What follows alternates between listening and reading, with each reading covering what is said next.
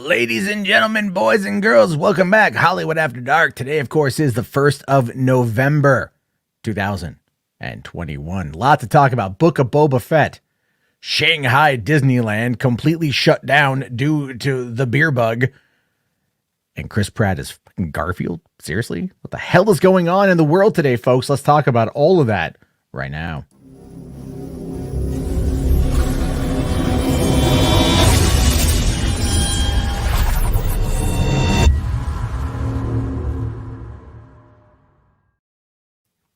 Hey, what's going on, everyone? How you guys doing? Welcome to the show. I know I'm on camera tonight. It's a little bit weird. I just thought I would give it a shot. We'll see how it works out. But it's a new month. It's a new month here on the program. I thought I would try something a little bit different. First and foremost, I've been really busy tonight, so I forgot to update my graphics for the channel members, but I want to start off with that by giving you guys a shout out. The IMAX crew, you guys are the goats, the greats, the homies, the amazing ones. We got my Prime members here. Thank you guys so much for being a member on this as well. And we got our matinee members. Thank you all for your continued support. I really appreciate that. Of course, if you want to get your name on that list, if you want to be one of the sexy few or many who support the channel, best way to do that is to become a channel member. It just kind of helps keep things afloat. And as YouTube progresses throughout the rest of the year, they are going to be implementing certain things that Twitch does. So like gift subs and things like that. So they're trying to take more of an active approach on streaming because honestly, at this point, streaming is kind of the future. But the giveaway for last month, obviously, was a 4K Ultra UHD Blu-ray of The Thing, one of the scariest movies of all time. I'd like to announce tonight the winner of that one. And that, of course, is Rhea. So Rhea, girl, mod, member, friend, you are the chosen one this month. Let me know on Twits or email me or whatever. Hit me up with your info, and then I will get that out to you. Toot sweet. Thank you very much. This month, the giveaway is going to be Alita 4K 3D edition. Probably going to do 2 copies of that because it's on sale right now at Best Buy. Huge 4K sale going on. Maybe if there's time tonight, we'll be able to dive in and look at some of those sales because I'm going to be spending a lot of money this month on fucking 4Ks. So there's that. But so that's going to be the thing this month. Alita Battle Angel 2019 GOAT film outside of Endgame, at least. Better than Captain Marvel. I'm just going to say that out there. I'm just going to throw down that gauntlet. That's going to be the giveaway. I'll have the graphic up for tomorrow night. Tonight I was working on a Stranger Days. I was working on a Stranger Days episode that will be coming probably next week, maybe this week. It just all depends if I want to get it done then.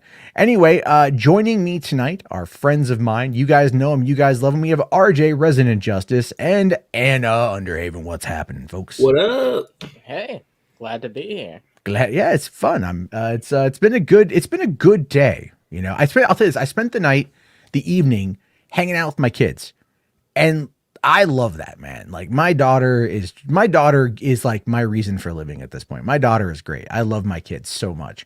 We were playing hide and go seek and like, you know, just kind of like playing with toys, and like she's like being responsible. So that's really cool. She's like wanting to help me pick up toys and like look after her younger sister. It's just cool stuff. It's just cool stuff when your kid actually starts to become a human, you know, and you're like, wow, you're so special and sweet. Please don't ever go on Twitter. Because that's going to be terrible. Right. Don't be exposed. Yeah, don't go on Twitter. Don't be a dick. Let's see. The AMBW channel with $5 right off the bat. Thank you, buddy. Says, I am planning on creating a fake movie trailer featuring Matt Jarbo and Kylie Jenner in a buddy cop movie, and you want to debut it here on 3 Buck Theater. By all means, man. Is there going to be a lot of Pepsi product placement? Be like, yo, Kylie, we have to save the world. There's only one way to do it. Through the power. Never get it up. You know that? Like my generation. It's totally old school. That's like total 90s. Like Limp Bizkit did it and the Spice Girls did it. So, you know, like they've both done their crazy stuff there. So yeah, that's the thing. By the way, I said I had to use the bathroom. I was not breaking plungers. So I realized that like, I'm all like, yeah, no, I had to tinkle. Come on, you guys. Come on. Don't try to shame me. Don't try to poop shame me. I wasn't pooping. Let's see here. H-Bart's asking the question, did I dress like Jat Marbo for Halloween? No. I wore like a pumpkin shirt. That was it. I don't care about Halloween. That's Chad Marbo enough. Yeah, sure. Why not? I don't personally I haven't dressed up, I think, ever since like 2008. And even then, like it was during a presidential election. It was like Obama versus McCain. And I went and I found somebody's like McCain Palin like sign. And I put it around my neck. Like I was wearing it like a sign. And I just was like, I just went as an uninformed voter. Oh, okay. You know, my very liberal Californian friends, they got the joke. But yeah, so there's that. But let's see here. I know we are going to be talking about Chris Pratt as Garfield. That caught me by surprise. I thought that was fake today, to be honest with you. I also thought it was fake. I thought it was fake until I saw the picture, because they actually showed a picture from the movie. But the talent behind that movie is really weird, like in a good way, though. Yeah, I haven't really read the article yet. I literally like forgot about it until I saw someone like mention it. I know you mentioned it to me right before we went live, and I'm like, oh yeah, there's that. I forgot about that because today's been again. I'm like a lot of news today. In my mind, that whole thing, it just doesn't make any sense. Like it doesn't compute with me. Like how can he be both? Okay, like aren't there more people than Chris Pratt who can do voices? Like say what? I don't know. It's weird, but we'll get to it. Well, yeah, we'll get to it, folks. That's kind of the whole point here tonight. I do want to quickly add one. All right, wait a minute. We'll start. Here's the thing. You know what I want to start off with first? I want to start off with what I feel is the coolest, biggest news of the night. Okay. And that is something that I woke up to this morning. And that was the Book of Boba Fett trailer. And yeah, no, I wasn't anticipating this. Like I wasn't either. The scoopers were saying that something was coming today, and they were tweeting the cryptic Boba Fett gifts. I'm like, when they say this for Disney Plus Day, I think they released this early because there's a lot more stuff happening on Disney Plus Day. Plus, this trailer is really cool, but it's not like it doesn't have like no big action scenes, right? It's more like a story tease. Yeah, I think the first episode is going to premiere on Disney Plus Day. I think that now. I think they're going to do something bigger, some big ass featurette or something that's going to end up being big. Or maybe a Mando season 3 announcement because they are shooting season 3 right now. So maybe there's something. I think Disney Plus Day is going to blow fandom out of the water. Well, fandom, it's not hard to blow fandom out of the water, though. It's really not that difficult. Fandom is just like, oh, yeah. Yeah, my only complaint with Disney Plus Day is that it's not going to be a live stream. It's going to upload everything to Disney Plus like 2 a.m. Central and be like, eventually they'll learn I'll be staying up late that night. Look, it's going to take them a while to realize that streaming is really important to that type of thing. Doing it live builds up this huge hype in a different way. Yeah, I know they're releasing like a Boba Fett featurette or something, like this like documentary about the history of Boba Fett, so that could be something they tease. Like he had 5 lines between the 2 films and iconicness that has lived on for half a generation now. But he's back. That just goes to show how iconic Star Wars is, though. Even a character had that small of a role is that iconic. I mean, at this point, people probably would want like a Dengar series, you know what I mean, or like a Kyle Katarn series or something like that. I still think they're going to adapt Shadows of the Empire. I still think they're going to adapt that. But it's definitely something that we're going to get down the road, obviously. But I wanted to go through and watch this real quick. And experience it with you guys, because again, I've only seen it the one time this morning. It's not that it didn't impress me, it just was not what I was expecting. And I also watched it on my phone as I was trying to wake up and like have breakfast to take my kid to school, so I was like not really in the mood. And then I'm like, I'll watch it later, I'll save it for tonight and everything else. I think but let's give this thing a go, because I think it's going to be something that is going to be pretty special. Let's dive in.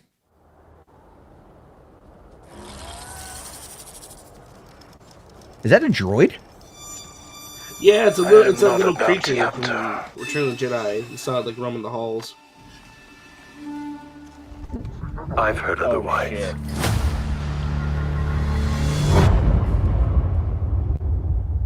Fuck yeah. Fuck yeah. I know that you sit on the throne of your former employer. Jabba ruled with fear.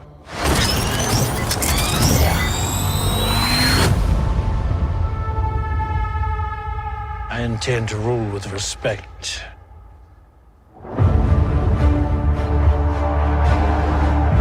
You were all once captains under Jabba the Hutt.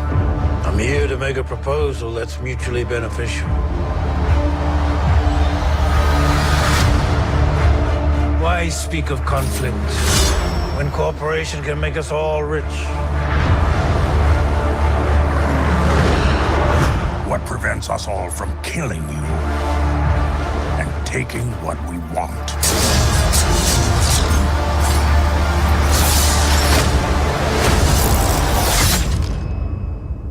If you had spoken such insolence to Jabba, he'd have fed you to his menagerie. Please. Speak freely. Let's speak freely, bitch. Oh yeah.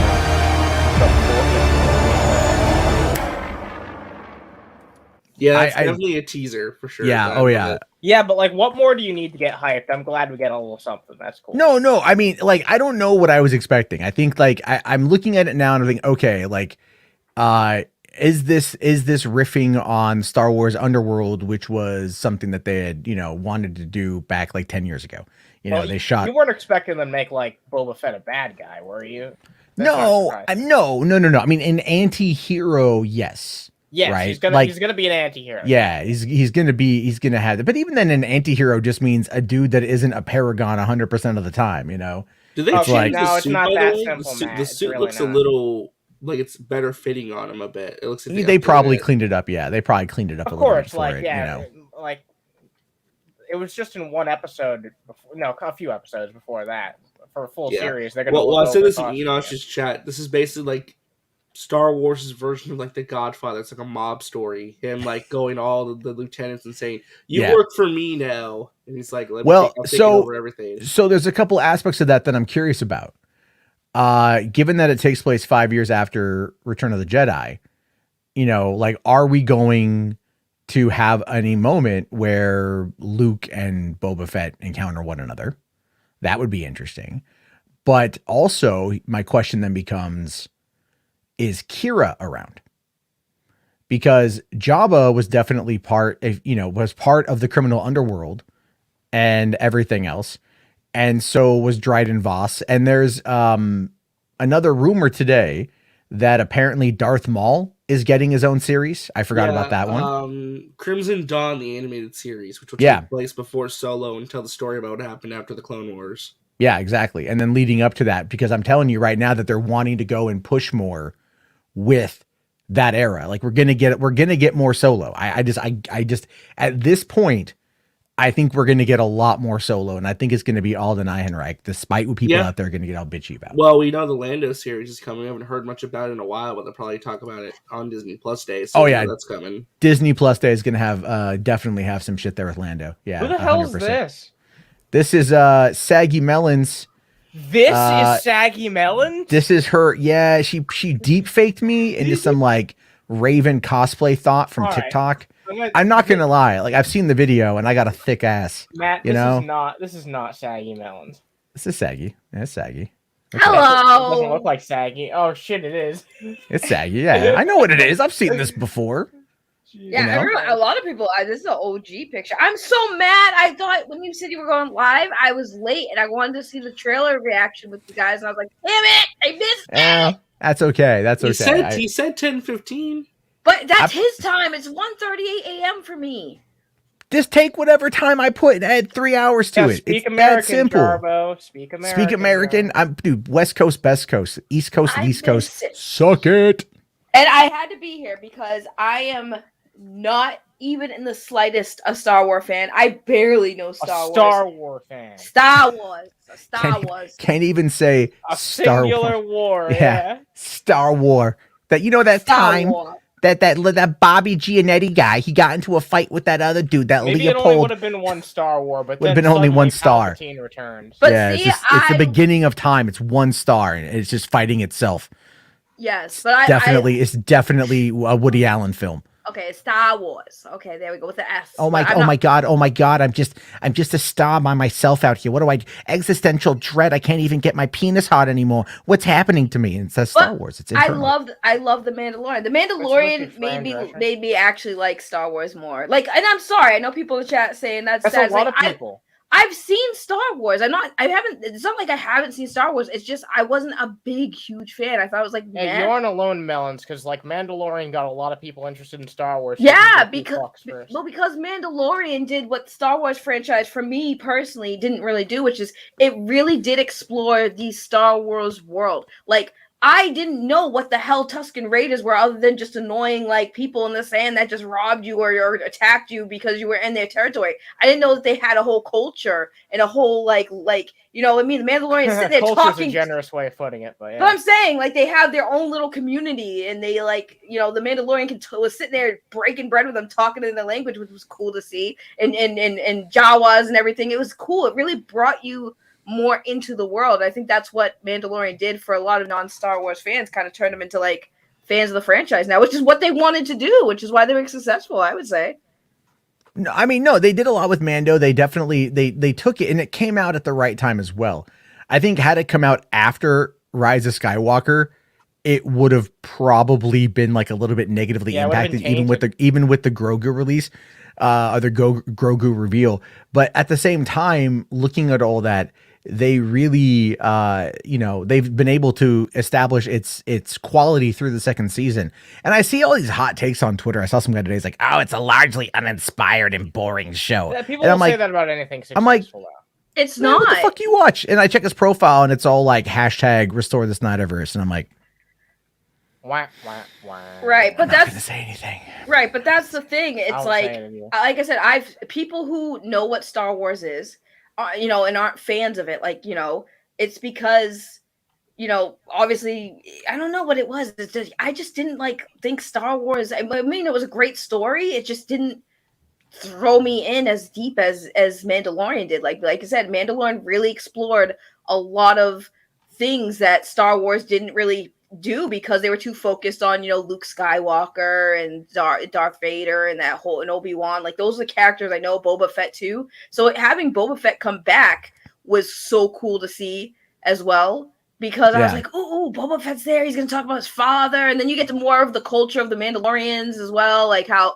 there's like a different type. I didn't know that there were different factions of it, the religious type and stuff, and it was really, really cool. Even the friggin' the Empire people, the bad guys, like, you got to see them like sitting down eating lunch, like it's an actual whole ass job. No, Saggy, you should not be excited. With fucking Gus there. Boring. Fucking Gus. Oh there. yeah. It's all that the people in the Phantom Menace, they were just like, I can't wait to watch the Gina Carano movie. It's gonna be better. I can't get behind this. I can't do it because they fired the Gina. Well, if the Gina would wear a fucking mask, maybe they wouldn't be in this situation. He was not going to be in this show. This trailer sucks. It's ominous music over irrational statements. I will say this that sucked. Watching that, and I talked to Anna about this, so Anna knows what I'm gonna say. Watching The Mandalorian, knowing what I know about like the whole Gina Carano thing and everything, it kind of slowly it made me sad. It skews your perspective, unfortunately. It does. I watched The Mandalorian like 2 weeks before that happened, by the way. Right, and I like Cara Dune, and I know everyone was like, "Oh, I love her. I love the character. Right, I love the character, and I liked Gina. Gina played I liked her as Cara Dune, and it really is sad that this whole situation had to happen, because now I don't know if we are going to see Cara Dune again, and I doubt we will now. Now they have to write her out somehow. So it's easy. It's so easy to replace her, though. That's the thing. They're just gonna pooch her. She died on the way back to her home planet. Be like, it's gonna have the opening scroll, and it's all like, "War is coming. The first casualty is Cara Dune, who died while pooping." But that's so sad, because I wanted to see more of her. She was such a look. badass Here's the character. thing. I'll say, I think it's entirely possible at some point she might come back. All right, I don't think she's done forever. I think here's the thing. Once these Daily Wire movies come out and they bomb and they get completely critically shat on, which is what's going to happen, she's gonna not get any freaking work. It's just, you know, or it's gonna be like she'll eventually find a way to come back. But it's gonna be once this whole thing is literally behind us. It's just, but right now she's like, you know, she's propped up by these people who only really care because it's a political narrative, and that's about it. But even then, she's shooting a movie in Montana, I think, right now, and like the Quartering went out there.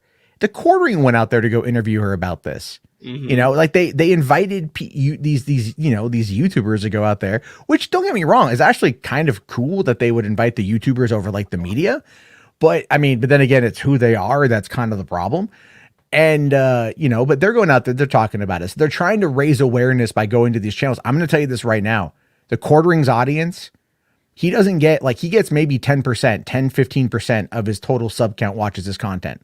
He's got over 1 million subs, but he barely cracks 150,000 views per video. So the people that he's going to be going out there and talking about Gina Carano with aren't going to care. Like, his audience is not going to be like, you know, trying to like suckle at those titties or nothing like that. It ain't going to happen. So it's largely just for show, but he doesn't have any influence. He's an outrage merchant.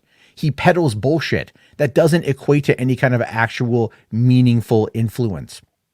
Like, I mean, sadly, I mean, you're partially right, only because I've learned that numbers really matter. Like, even though, yeah, like, he has 1 million subscribers, and you're right, he might not be getting a lot of the views, but he still has that somewhat notoriety. Like, people would be like, oh, that's... Yeah, but his notoriety is shit. His notoriety is like, hey, remember that guy that like got mad at Michael Giacchino saying fuck Hitler? Did you ever see that? Did you ever see that? I did. Yeah, he got mad and said, yikes. Ooh, yo, yikes. There it is, guys. There. Ooh, he went a step too far. It got turned into a meme. It went political. Never mind, all they cover is politics. So it's just, again, it's that whole notion of all of these guys, they don't run any kind of actual influence on this front. Like, because if it was Gina in a Star Wars project, that might be a little bit different. But this is Gina in a movie called Terror on the Prairie. That's the name of the movie she's shooting right now. Terror on the Prairie. I agree with Rhea. She's going to start starring in Christian talking dog movies. Oh, that's going to be really funny. Yeah. Yeah. Like, it's going to be AirPub. Yeah, it's just so sad because I really want to see Cara Dune. I loved her, and watching her in The Mandalorian was so sad. She might come back. She might come back. Saggy, look. I want her to come back. Saggy, I don't care about this bullshit anymore. Saggy, you're getting better female characters anyway. You're going to follow Fennec Shand. Fennec Shand's awesome. Who? Fennec Shand, Ming-Na Wen. Yeah, I love her and all, but you know, I mean, yeah, but Cara Dune, like, come on. She wasn't even the best character on the show. I don't care. She was still a prominent figure on the show. She was still a really good part of the show. Right. I know, but there's other parts too.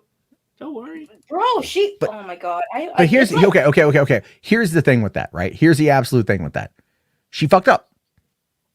It doesn't matter what you think about her character or what you think about her acting or whatever. She done goofed. She got yeeted from the show. That's where it's at. That's what it is.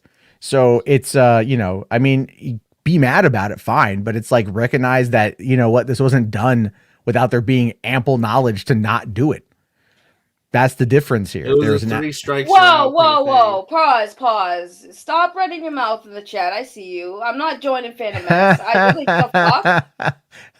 And I'm not sounding like Andrew. I'm not going to cry about it and tell you guys to stop. Stop it, guys. Stop. No, stop. Oh, Saggy's been getting, a lot of, she's got shout outs on the Geeks and Gamers official Instagram. She was stories. Ooh, the stories. It's talking about the saggy melons on the stories. I'm a little jealous there, man. Why would I be jealous of that shit? I don't want my name associated with those people. Well, you sound a little jealous. Nah, I think it's funny because it's like, you know, you're like, because I mean, I love you to death, but I know you're playing the field. It's fine. You know, Drunk 3PO is going to come around, offer you a nice, fine G&G contract, and you're going to be like, I'm on Hot Jeremy now, guys. That's the name of it's a new podcast, Jeremy and Saggy. No, hold on, pause. I just love Drunk 3PO. That's all. That's my main man. He's the best. I love him. Nobody better talk about my mans. He loved my puppet. Sounds a little bit mean to say in front of RJ here, who's got your back all the time. puts up with your shit all the time. I need him to have my front. I need him to have my front, not my back. My back's fine. I need the front. Well, you're on it enough. Jesus Christ, Yarra. I love him. I can't not love him, dude. Saggy's the one who finds it most amusing. That's No, the shit Saggy and I say to each other off air is insane. And on air too. And on air, yeah. No, it's worse off air because we don't have filters. We don't have filters anyways, but it's much worse. It's much worse, yeah. We get in some serious trouble. Especially if I talk with an accent. That's just always pretty funny. Don't do anyway, I'm not gonna do it. Don't worry. Don't do it. But so anyway, to kind of round out the Boba Fett conversation, I think it looks great. I can't wait to see more. 2 months to go, less than 2 months now until the show premieres. Yeah. You still really think they're going to drop the first episode November 12th? No. This is a teaser. Why they're giving us a teaser now, 11 days before the event, doesn't make a lot of sense unless they're planning something big for Disney Plus. I think it makes sense because they don't want the trailer to be overshadowed by the announcements. Okay? I mean, sure, but what else is going to be announced? Christensen confirmation in Ahsoka, new series announcement. Probably the Marvel stuff. I mean, they're gonna have that Marvel featurette and the Star Wars featurette. Yeah, but like Book of Boba Fett's tangible and it's coming. You know what I mean? So it's like there's a difference there where it's not like it's something that it's not like last year where they're like the Book of Boba Fett is coming in a year. It's like no, the Book of Boba Fett show footage from like Obi-Wan or something, like a quick little look or something. Well, no, we're going to get a trailer for Obi-Wan. That would overshadow. We're going to get a trailer for Obi-Wan. I have a question for the Star Wars fans in the chat and on the panel. Do you think that they might kind of start boring you guys with all these like spin-off shows and whatnot? Do you think it's going to eventually do you feel like maybe they're just milking it? Yeah, because I'm concerned about that too as an outsider. Like, I feel like they're just milking all of the like stories they can with like the characters that we like a lot of people know and love. Look, like we're going to I've already said this to Jarbo. I think that these shows will be good, but they'll never get a repeat success of what they got with Mandalorian. I only think Mandalorian Season 3 will be as big as Season 1 or 2. I think they'll be great. I think it'll be great storytelling. I don't think it'll reach the heights in terms of popularity. Well, I mean... Obi-Wan, dude. Obi-Wan's going to be... Here's the thing. Is huge, but I don't know Mando Season 2, though, was ultimately bigger than Mando Season 1. As long as they keep those surprises coming... and it's done in a compelling enough way, it's like they're gonna drop that shit, and it's gonna come out and it's gonna fucking make everyone go, oh my god, oh my god, oh my god. Grown men are going to cry on camera and be okay with it. You know what I mean? Like Star Wars is bringing manly emotions back. It's allowing for toxic masculinity to fade away and for men to experience things again. And then of course will be the Fandom Menace trying to tell you that you're bad for doing that. But anyway. I'll tell you what, I will say I came across this real quick. I thought this was kind of funny. Speaking of the Fandom Menace, apparently they're trying to put out a King of the Shills bracket over with the Fandom Menace here, giving us like Hello Greedo and freaking Eckhart's Ladder on there because they're just called shills. You know, like they promote Star Wars on there. Well, I mean, to be fair, Kevin Smith is a bit of a shill for practically everything. There's no fucking you on here, Matt. I know, but Scott Mendelson is on here, and he's going up against Alex Damon, Star Wars Explained. Yeah, at least there's no Matt on here. But then look here, you got Chuck Wendig in the top right corner versus Renfamous, which is just like, again, Chuck Wendig having right anymore for Star Wars? No, he got fired. So he's not working for them at all. And then Renfamous is more known for the Vic Mignogna situation than anything else. I thought she was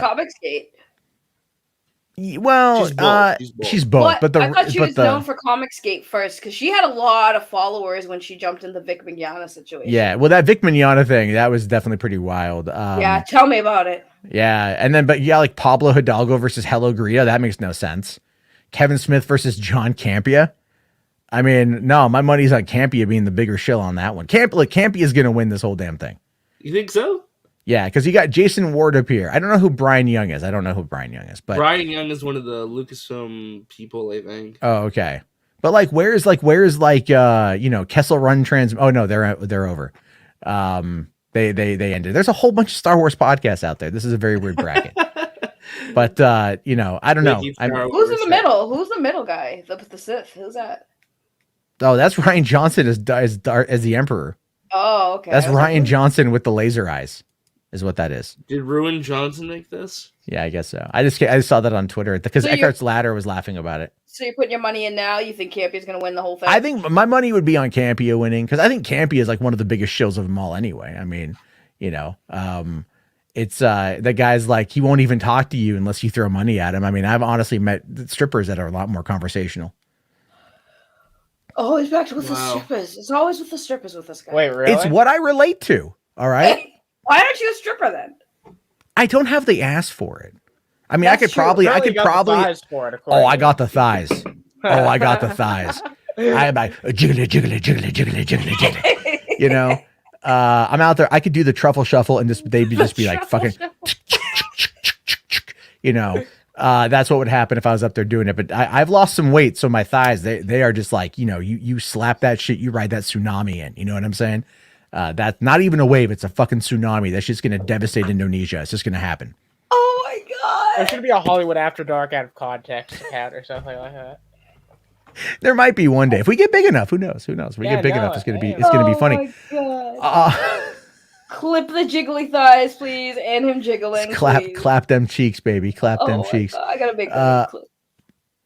You know, I always love it when people try to give me shit over stuff that I say, and I'm like, you think I don't say this with like a smile on my face and like I don't mean it to be funny?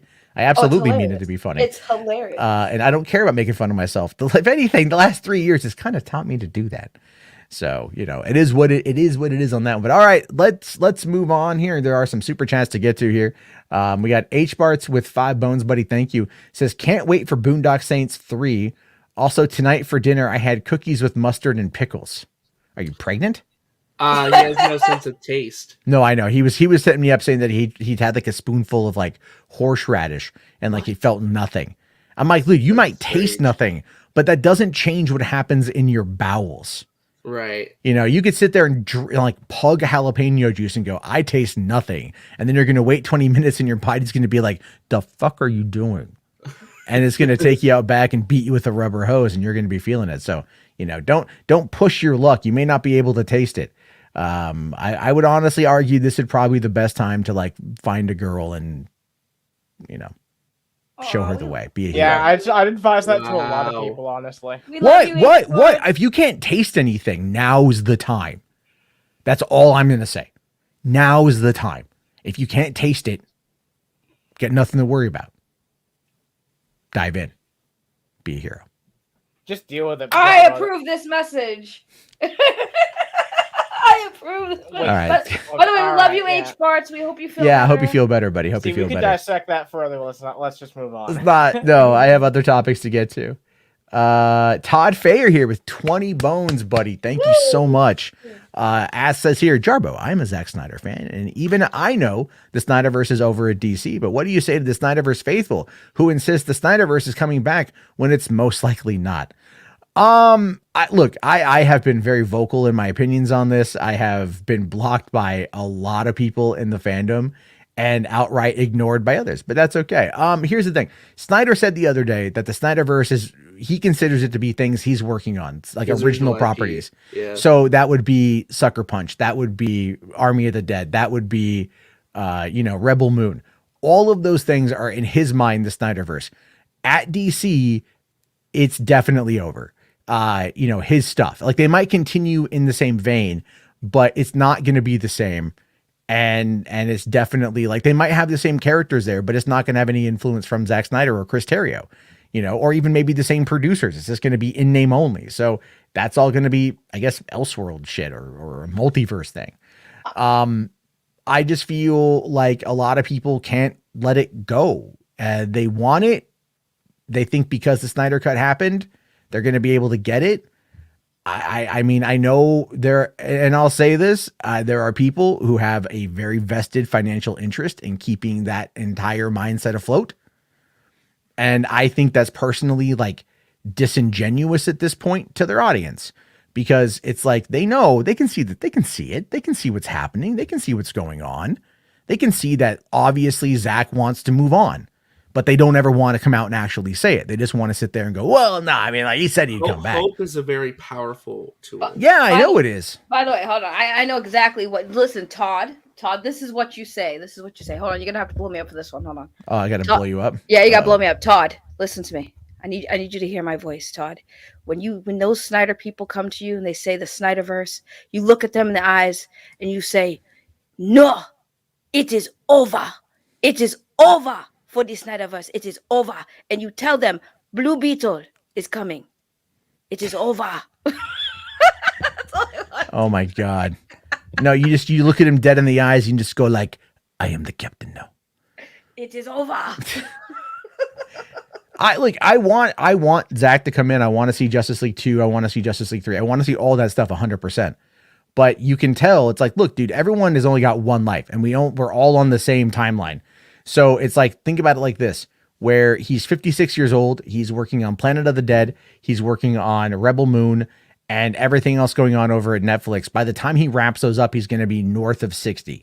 It's not even just that; it's the actors too. Like what time, like what schedule are they gonna have to work with? Yeah, they're working all the time. Affleck's working all the time. Gala's working all the time. Momoa's doing stuff. That's not just they have contracts, and Warner's wants to make money, but Warner's is gonna go through a shift. I wouldn't be surprised if they kind of put a pin in Superman and Wonder Woman for quite some time. The Batman right there is proof alone that they are moving past where we are, because there's Batman cinematically for like a while. So yeah, and then again, Michael Keaton coming in as like this, as whatever. I mean, Michael Keaton is maybe going to be introduced in the Flash as the new Batman for the DCEU, but he's really going to be stupid. Well, and the thing is though, but he's probably going to end up over on fucking HBO Max. And that's where they're going to put their money. That girl, and that's going to be and I'm just gonna, and again, I've said this before, I'll say it again. Without a proper setup without a proper build up or lead up to the multiverse, it's a non-sellable product. It's a non-sellable product. They're gonna screw themselves once, and they're gonna go. It looks crap. like they're just running right anyway without any real setup or build up. It's just like, hey, this is a thing. It's always been a thing. I think when it comes to Snyder Cut, I think it's more like people just have to accept that it's out of Zach's hands, and he needs to focus on, like what Matt said, all the projects that he's doing. And like I've always asked everyone, is it that you're a fan of Zach and his work, or do you just want him to work on the characters that you want him to work on? Because there's a difference. Are you just fans of the characters that he told the stories of, or are you just a fan of him? If you're a fan of Zach, support Zach and everything he's doing now. That's all you can do. Yeah. Because it's out of his hands. Watch Army of Thieves like 100,000 times. Actually, don't even. Here's the thing with that. Same thing with the Snyder Cut. Everyone's like, oh no, but I watched it on like 5 devices on repeat all the time. That did nothing. It ultimately did nothing because, and this is exactly what I said. They know what you're doing. They can see it themselves. They have all the metrics. They look at that and they know that you're spamming. They know that you're trying to artificially inflate the numbers, and it's not going to help. The thing is, what was that show that was on Manifest? That was on NBC. Got like 3-4 seasons, and it was canceled. And then they were like, no, go to Netflix, because the show was on Netflix and it was #1 in TV because the fans were pushing it there and the algorithm was running with it. But the thing is, it was #1 on Netflix. So even though they might have been pushing it to that point, that actually then got a lot of other people to watch it, and they found the impact value of that to be considerably higher. Warner's has suppressed the Snyder Cut. So they don't want it going further. They don't want it going further at all. Like I even on my fucking HBO Max, I can't even find it on the front page. So it's like they've been suppressing it, and that's the whole point. Not hard to tell. But anyway, I don't want to spend all night on the Snyder Cut stuff, but thank you, Todd. I really appreciate that. A couple more here. I just want to get over. It's over. It is over. Jason Ward is here. I missed this one. He says, I'll do anything for Disney dollars. Yeah, buddy. Yeah. How you doing? All right, let's see. He says here, Star Wars fans love Boba, Ahsoka, and Kenobi. Mando was a new guy and it was all connected. They actually did the hard part already. That is true. That is very true. Yeah. All right. I might have missed. He also said he wants Mickey Mouse to sit on his face. I don't know how trustworthy this guy is. First of all, who doesn't? What? All right, Mel. I mean, I'm gonna, I don't know. Hold on here. I might have. Okay, I think there was a super chat from Simon here. I missed because the chat on StreamYard is going too far. Says here, no, anti-hero means they're competent and graceful. Okay. Yeah, thank you very much for that one, Simon. I really appreciate that. I'm just trying to. Okay, and then he says here, I mistook the word anti-hero for badass. It's okay, buddy. It's okay. Thank you very much for the super chat. Okay, we got Shogun here with $5. Thank you, man. Says Obi-Wan might have the Solo problem. If it's not a masterpiece, it's considered a failure by fans. See, here's the thing with that. There's been no problems while they've been producing it, right? So like they had Deborah Chow directing all 6 episodes, and the only problem that they had on any of the pre-production was just that the show was delayed because they wanted to go back and rework the scripts. It got turned from a movie from like what the Billy, but since being announced is what I'm talking about. Yeah, and I'd rather 6 episodes than a movie anyway. So you have that, and then it's like, look, everyone is hyped for Anakin coming back, so that's a big thing that's on the horizon. This is with Ewan McGregor. It's not with a younger Ewan McGregor. It's literally the actors everyone already loves coming back. And then even like Ahsoka might pop up in it, and that's going to be already a big thing. They've done the hard part of introducing Ahsoka. Now they can have it go back and have her meet up with Obi-Wan. They can introduce Darth Maul in that series if they want to go into the Crimson Dawn animated show. That could tie in as well, because if it takes place after what is it, Revenge of the Sith, right? The end or after the Clone Wars. So they could fast forward that by 10 years. That would put it in line with either Crimson Dawn is going to tie in with season 2 of the Bad Batch, which I'm looking forward to whatever we get from that.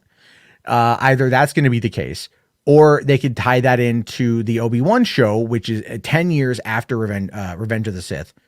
So if they wait 10 years on the Darth Maul show and he's running Crimson Dawn, and that then leads into Solo as a prequel, that could be then again that connection, that throughway to bring Alden Ehrenreich back and to bring Emilia Clarke back, because now once she's wrapped up doing a Secret Invasion, she's got some other stuff to do as well. So I mean, like, the thing is, they can do a lot of. They've already laid the groundwork for a lot of the overlap between animation and live action, and that is really where it's cool. Is they can actually make it work, and it's going to feel like you're in the same universe as compared to DC, which is like has their animated side of things, their movie side of things, their TV side of things.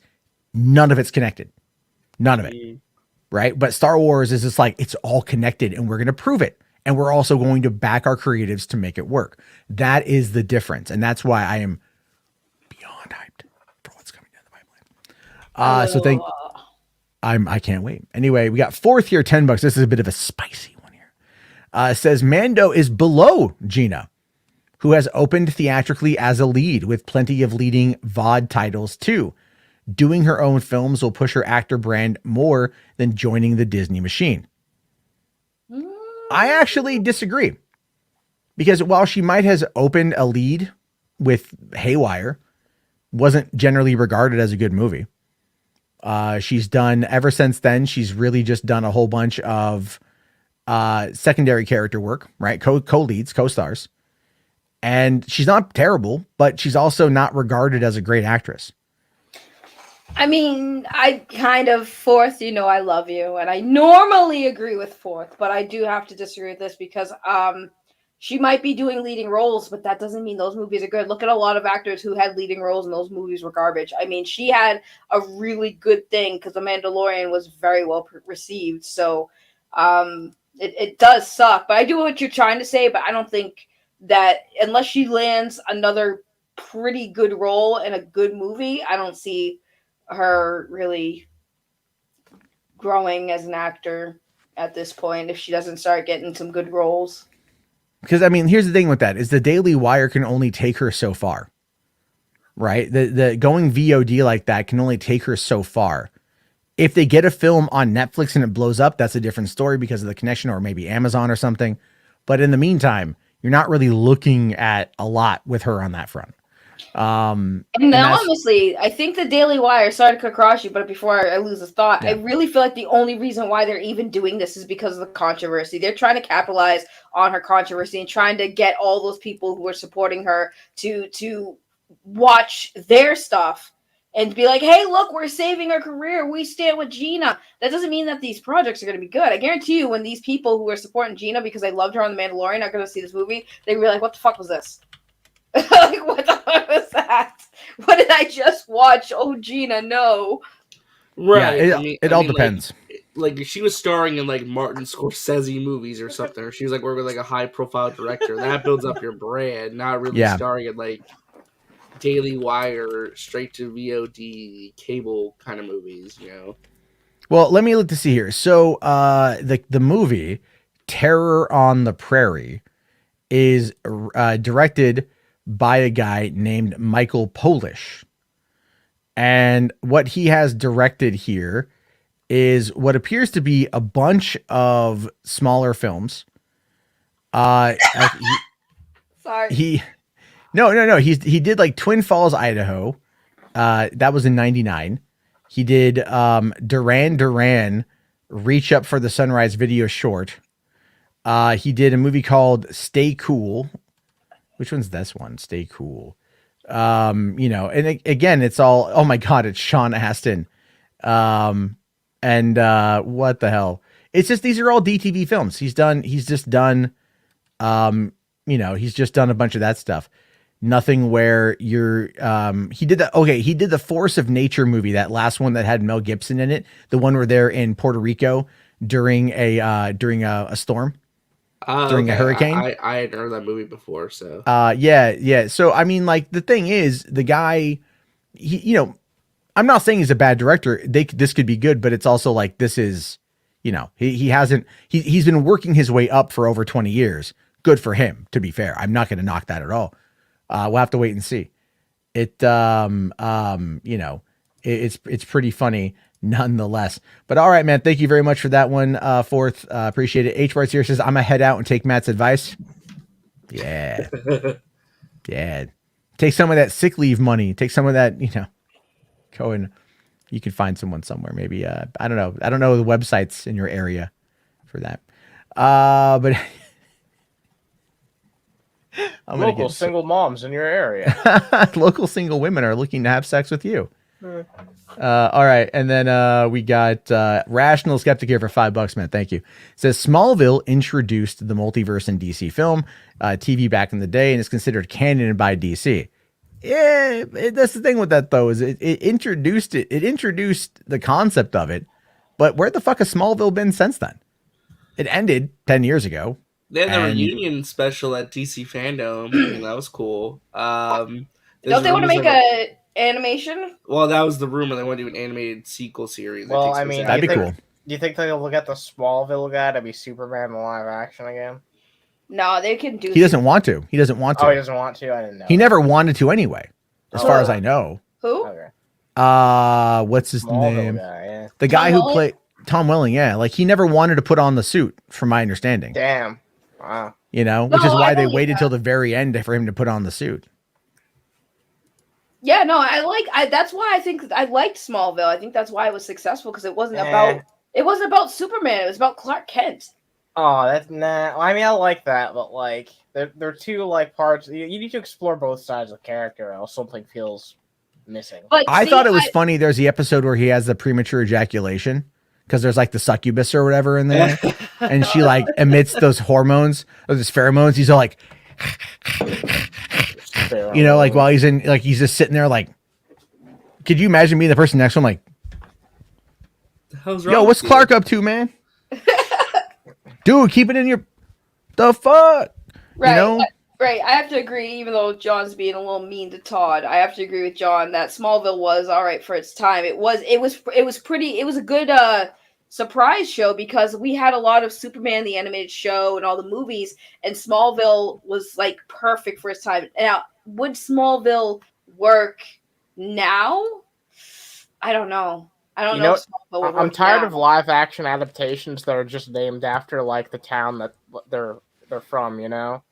I'm really Is that common? No, it's really fucking common. Riverdale, Smallville, Gotham. Yeah. There's a lot more than just those three, but those are. And you know what's really funny about that? All of those are Warner Brothers productions. Really? Yeah.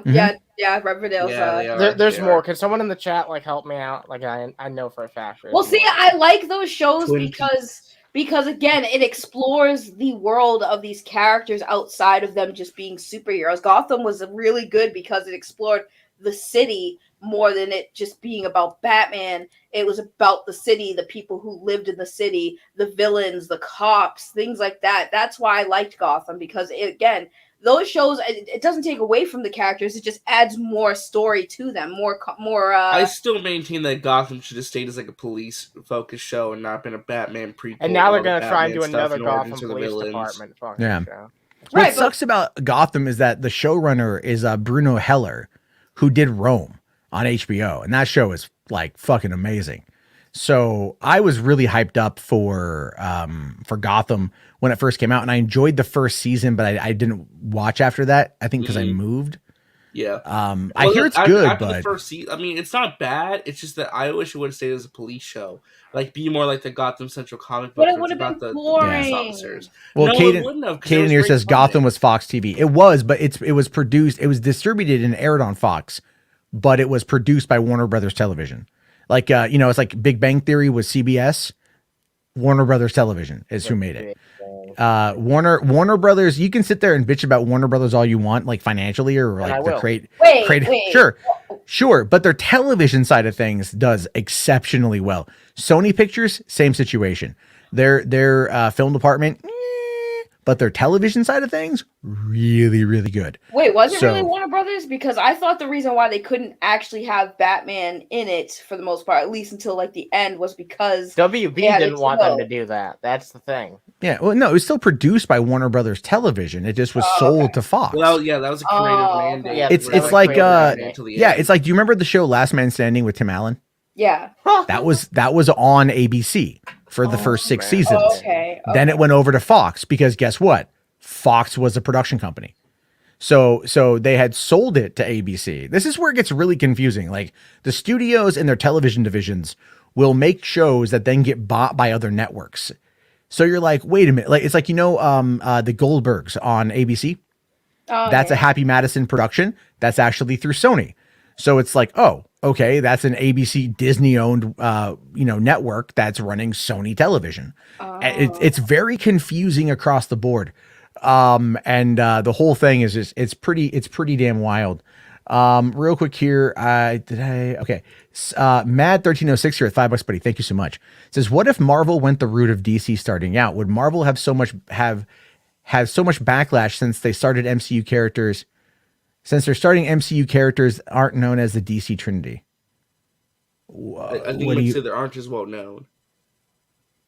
Would Marvel have? I'm sorry. I'm trying to understand. Hold on. What if Marvel went the route of DC starting out?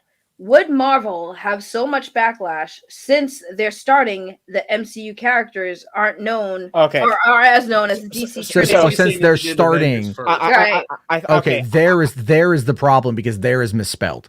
That's what threw me off. I think I understand what. So basically, this is what if the MCU was like this: Captain America, First Avenger, Civil War, and then Avengers. Basically. Sure. Yeah. That makes sense. I mean, look, if the story was good, the story was good. There's a difference, right? If DC would have not put out the BVS theatrical cut and actually had the balls to do the unrated edition or the Ultimate edition, it would not have lost as much money as it did. It would have crossed $1 billion 100%. Probably would have been better received. It would have been way better received. The word of mouth would have been way better, and people would have lost their minds at it. Even though the Doomsday thing is still kind of faulty, but that would have been my take on it. Is that would have been the bigger factor there. I think the thing too is we're forgetting that Marvel didn't own the rights to their known. Thing, X-Men. No, DC had an advantage and they squandered it. Right, no, DC had the advantage, but also Spider-Man, X-Men, those characters were pretty well known, and they were not done by Marvel. because Marvel sold the rights off to them. And I think if they started off with them, I mean, I don't know. I would say there might have not been backlash if Marvel did Spider-Man. What is the backlash, though? What's the backlash here? Maybe that's what I'm getting. Where's Marvel's backlash? That's what I don't get. WandaVision. No, he's saying would they have gotten backlash had they done it that way? Like, would they still? No, they wouldn't, because they would have actually still had a plan. They would have followed through. The plan. The thing is here, it's the lack of follow through. It's the lack of a plan. It's the lack of balls. The lack of integrity. The lack of a clear vision, or the lack of trusting their creatives to have that vision. That was the difference. Kevin Tushihara thought corporate, right? Kevin Tushihara at Warner's was effectively fucking Ike Perlmutter. That's what he was. All right. He wanted a hard 2-hour cut on Justice League. He wanted all of these things and didn't trust the creative entities. Whereas Feige's like, he went to Iger. He's like, hey man, I'm a quit. If I don't get what I want, I'm a quit, because this is not going to serve the story. And then he got what he wanted. It served the story. And the movies have all been progressively grossing over $1 billion because they trusted in the creative team. That is the difference between the two. They also never yielded or changed stuff. Even when they had a failure like Thor Ragnarok or Thor the Dark World, they just pivoted. Yeah, sure. I mean, sure, it took 2013 to 2017 to get another Thor movie. In fact, there wasn't really a lot outside of Avengers Age of Ultron with Thor. And even Chris Hemsworth thought that he was written out, but they were playing the long game with the character, and they gave us one of the better arcs in the Ragnarok, Infinity War, and Endgame with Thor. I loved his arc. If you think about it, that is the Thor trilogy right there. It's all about that Thor. Yeah, so it's all about that. As a guy with a dad bod, I'm just like, yes, finally. Yeah, that's why Eternals is so interesting, because this is really like Marvel's first quote unquote. This is the Eternals is a weird thing. I want to probably cover more of that like tomorrow, because I don't know if you saw, but the Rotten Tomatoes score fell. Oh no, it officially hit. Yeah, to 15%. Yeah, which actually, funny enough, Grace Randolph kind of put out a video talking about the Rotten Tomatoes score. It is right on par with Wonder Woman 84, and she said, in her opinion, there's a lot of comparison between those movies in terms of like how the female director handled the blockbuster and all that. Yeah, but RJ, when you flip it upside down, though. How can people vote on a movie that they haven't seen yet? I don't. Well, no, these are critics. These are critics who have seen it, because there have been screenings. Oh, okay. I was going to say. So critics have been writing their reviews. The Rotten Tomato. Yeah. The thing here's the thing, though. Here's the thing with that is you're going to end up seeing a massive slew of other reviews coming out when the movie drops later on this week. So look at it on Monday of next week, when the critics who didn't get the early invite, because there's over 6,600 Rotten Tomato approved critics out there. So how many, and only 200 of them covered the fucking movie? Like, or no, 100 people now? Less than that, I think right now it's like 144 reviews. Yeah, right. So like you have other movies where you'll get like 400 reviews coming on in to average out that score. But this sets the tone, though. Yeah, it sets the tone, obviously. Yeah. Hold on, can I read this? So I was looking up the Eternal reviews, and I saw a Google review 3 days ago. It says, after watching this trash, I got inspired to watch a better film called The Amazing Bulk. After my viewing, I got inspired to become The Amazing Bulk. I got juiced up, spray painted myself purple, got heavy plastic surgery, and now I can officially call myself the real Amazing Bulk. I wouldn't have gotten here without Eternals, so I guess I have to give it some credit. Go watch Amazing Bulk. I don't know why that was funny to me. Like, I have not heard of Amazing Bulk in a long time. I don't know why that was funny to me.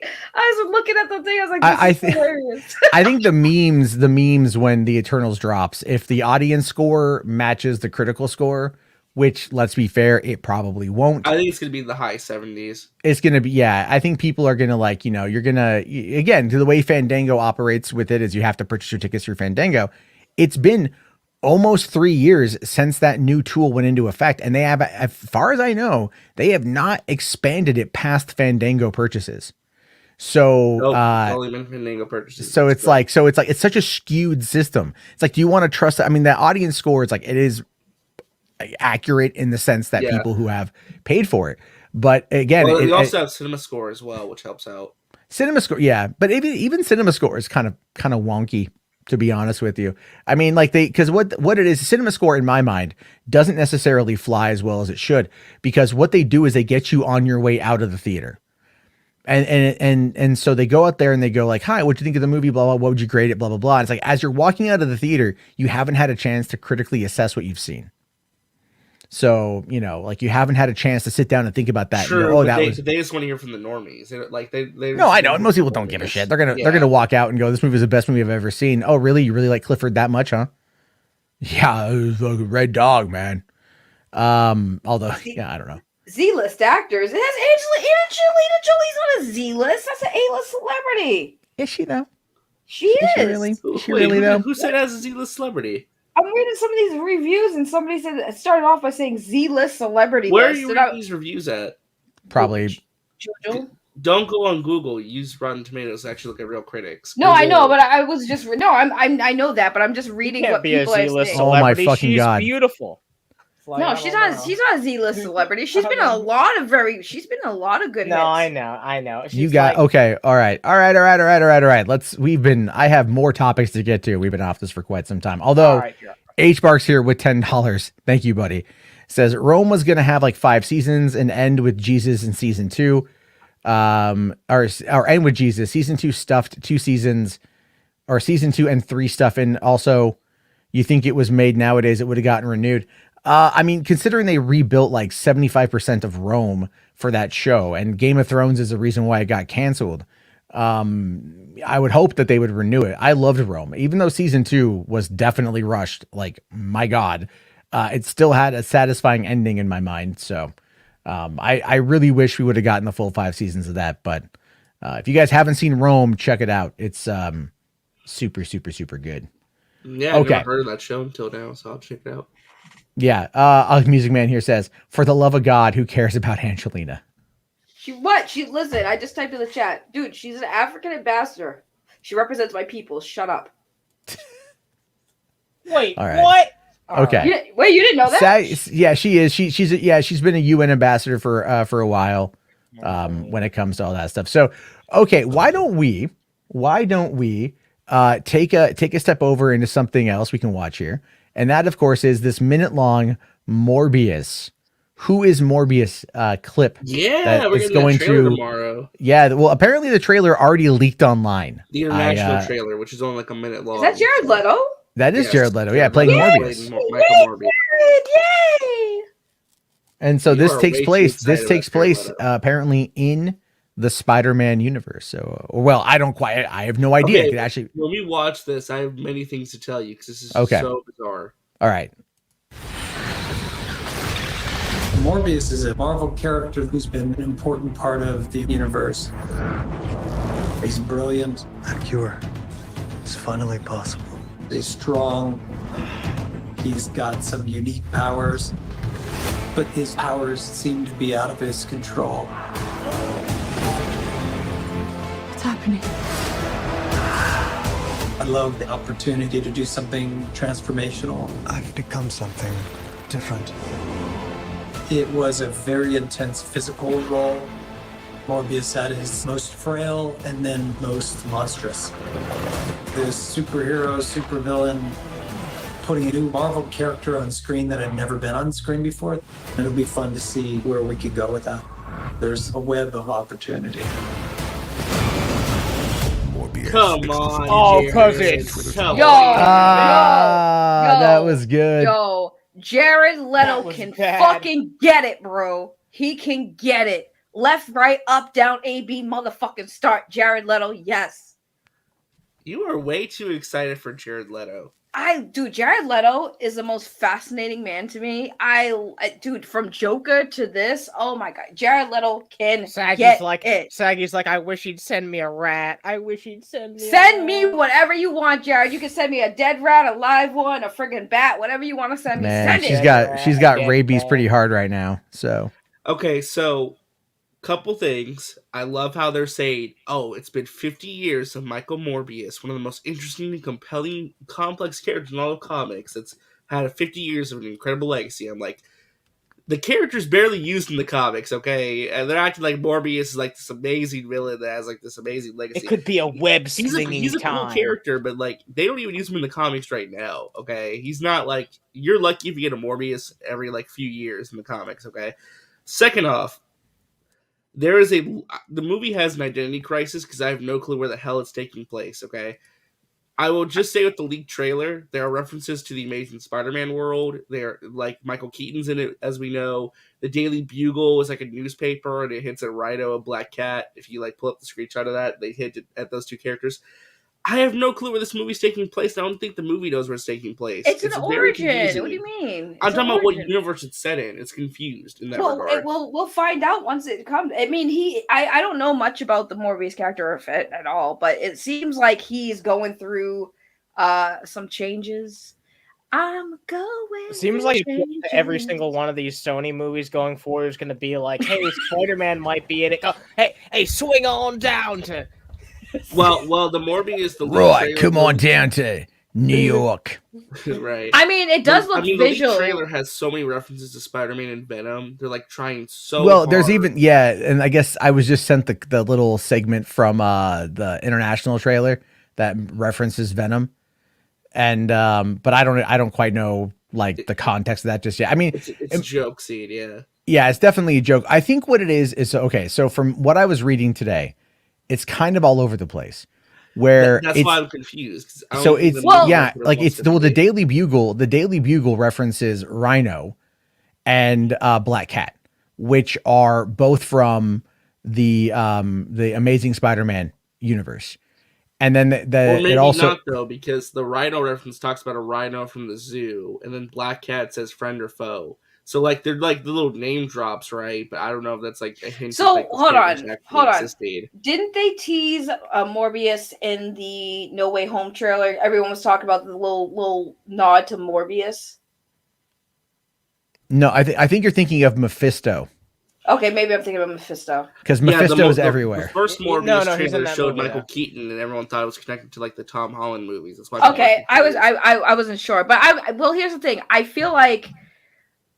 Because when is Morbius set to release? After No Way Home, right? 28th. Yeah. Right, after No Way Home. So I would say No Way Home might explain a lot of about these stuff that's happening as far as like with Venom and Morbius.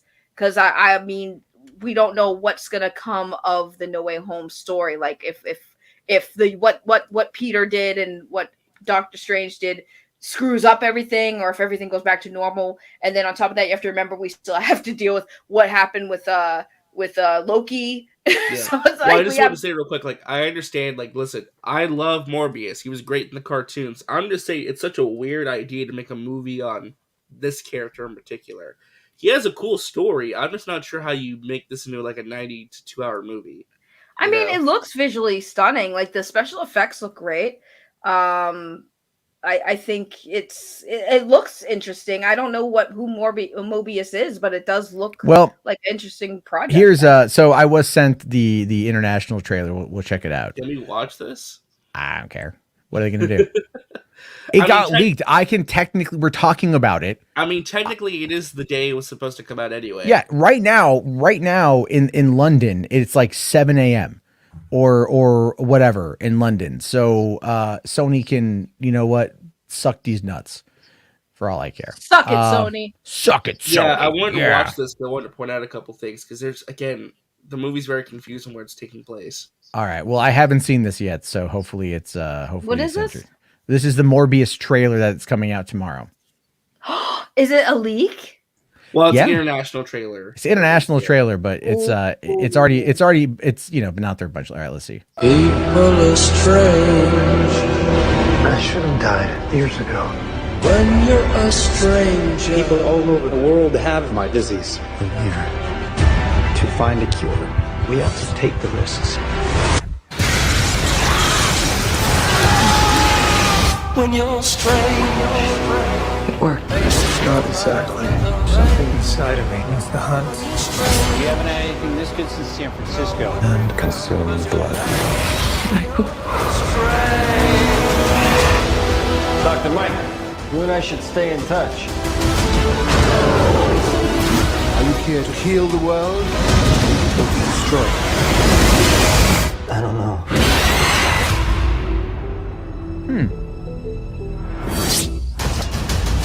Who the hell are you, man? I am Venom. I'm just kidding. It's Dr. Michael Morbius at your service. I like it. All right. That's But it's so confusing because they have the reference to like Oscorp, but it's the same logo from the Amazing Spider-Man movies. Yeah. And it's like, again, the Daily Bugle is a newspaper, not the website. I'm sure they'll explain it, RJ. I'm not saying they won't. I'm just saying. Well, it's a very remember though that it was supposed to come out before Spider-Man No Way Home originally. So whatever they had planned was going to end up, coming out beforehand. So that's the other side of this thing, where we don't know what's what they're planning on doing with it. And I'm very concerned that they're showing Michael Keaton, but that's like a post-credit scene that they're putting in the trailer to draw interest. Why would they? No, they're not going to put a post-credit scene in the trailer. They've done that before, though. They not a not a post-credit scene. RJ, the Amazing Spider-Man 2 in the trailers. Pay attention to that scene. But there wasn't a post-credit scene. They literally showed the Sinister Six stuff in the final frame of him swinging the sewer grate at Rhino. That was the last shot of the movie. They've done it before. Where they you're saying one frame. They dropped one frame. No, like it was the entire sequence was in the trailers. Like they spoiled the entire movie. Oh, right. Oh, yeah, they Mr. did. Stupid Dumb Hat walking through the thing, and it shows Dr. Octopus. Yeah, but they had a bunch of high-res images though from like those. They had a bunch of high-res images. I'm just saying they've done that before, where they've ruined the ending of their movies and trailers. That's what I'm concerned about. Maybe it's not a post-credit scene; it's like the very end of the movie. Well, I would argue that because it was in the trailer, it's not a post-credit scene. So. I don't think that's a post-credit scene either. I think it's just a little I think it's. I'm not trying to be negative. I'm just concerned. Wow, yeah, you are being negative. Wow, I'm RJ just being negative. concerned. I'm just concerned. That's all. Wait, what was the post-credit scene from Far From Home? That was there's two of them. The mid-credit scene was the Daily Bugle identity reveal, and the final post-credit scene was Nick Fury in space. Right. Well, because Shidoka's all like they've shown the Far From Home end credits in the marketing before, like for No Way Home, because that was in there, but I don't remember that being. Well, maybe they showed like yeah, they did in the TV spots. Yeah, they did. But that's not giving you anything though. That's not giving you anything significant. It's just a frame. But anyway, Rational Skeptic here says, guys, Jared said Morbius might fight MCU Blade. That'd be pretty cool. Well, Tyrese Gibson is also in this movie, and he plays like the cop character that's investigating. I totally forgot Tyrese is in this movie. But Tyrese has been talking his butt off, saying that he's in the MCU, saying I'm in the Marvel universe and Morbius. Because at this point, this is how they're making it work. This is how Sony and Marvel are working their deal. Oh, that's who he is. Okay, it's been a while. I know who Morbius is. I remember him when he was in the Spider-Man 90s cartoon, and he fell in love with Felicia Harding when she became Black Cat. Yeah, he's the vampire with like the little hand suction cups. If Morbius in this movie does not have the suction cup hands, I'm gonna be pissed. I want him to have the suction cup hands. Okay. I was wondering. Now I know who Morbius is. I want him to have the cape. I liked Morbius in the 90s TV show. I like it when he teamed up with Blade in that show too. That was pretty good. Yeah, that was actually pretty interesting. Yeah. So if you guys have Disney Plus, that is on there, so you can go and check it out yourself. I forgot. I had to look it up. I'm like, why does I feel like you guys would talk about vampire stuff in Blade? I'm like, wait a minute, and I looked it up. Talking about the vampire. I remember Morbius now. Yeah, I love that. All right, I'm just gonna Morbius versus Blade. That's a missed opportunity. Well, I mean, who effing knows at this point? Who knows where it's going to go? I think they're going to try to make it work, but we also don't quite know. But all right, so there's a couple quick more things I want to get to because we are running out of time because I do have to get to bed here pretty soon. But we have 77 people in here. Guys, slap that like, smack it. Help a guy out. Picture the like button be in RJ's face and slap it. How's that supposed to mean? No, I'm like, I could bring up that picture from earlier today. I won't though. Oh, fuck you for that, by the way. Fuck you. Dude, that's not my fault. Wait, what? I want to see I'll tell you guys. Like, there's a person I found on Wikipedia that looks just like RJ. And okay, I know what you're talking about. It's not a good person. I just thought I was surfing Wikipedia. Look just like RJ. I was fucking pissed. It does look like RJ. It does look like RJ though. A little bit. I mean, if RJ put on a wig, I can see it. Yeah. I mean, RJ could be a twin. Yeah, but first of all, just saying you look like the person doesn't mean we think you're as garbage as that person is. Yeah, obviously. I mean, come on, man. Have you seen how many fat bearded guys there are out there that are weirdos? And then there's me. I'm not I'm pseudo weird, but I'm not like that kind of weird. I'm not in the new Home Alone movie either. God damn it. RJ is a celebrity. All right, let's talk about the other weird news of the day that I had totally forgotten about, but apparently we live in a hell world. And that, of course, is Chris Pratt to voice Garfield in a new animated feature. Quentin Reviews is pissed. He became the Joker. He's a huge Garfield fan. He's like, I'm becoming the Joker today. You know what? I bunked with Quentin Reviews at VidCon. Trust me. He's like, he's gonna make a 4-hour video going into it, and like people are just gonna laugh at him. You know what? It's kind of appropriate though that a Hollywood fat cat would get the role in the end of the day. I'm just saying people are like really upset about this. Like people are like done with Chris Pratt getting all these voice roles. They're like, can you cast somebody else, please? I mean, it's like he's actually more suited for Garfield than he is Mario. But I mean, I'd even go as far as say he's probably more suited for, let's say, Odie than he would be. Yeah, he should be Odie, not Garfield. Let's see here. Okay, so it says here Chris Pratt is going to voice the lasagna loving, Monday hating, comic strip feline Garfield in a new animated film.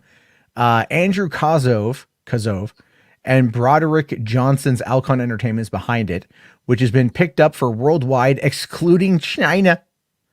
Released by Sony Pictures. What, does Garfield hate China? China hates Garfield. I don't know. Why?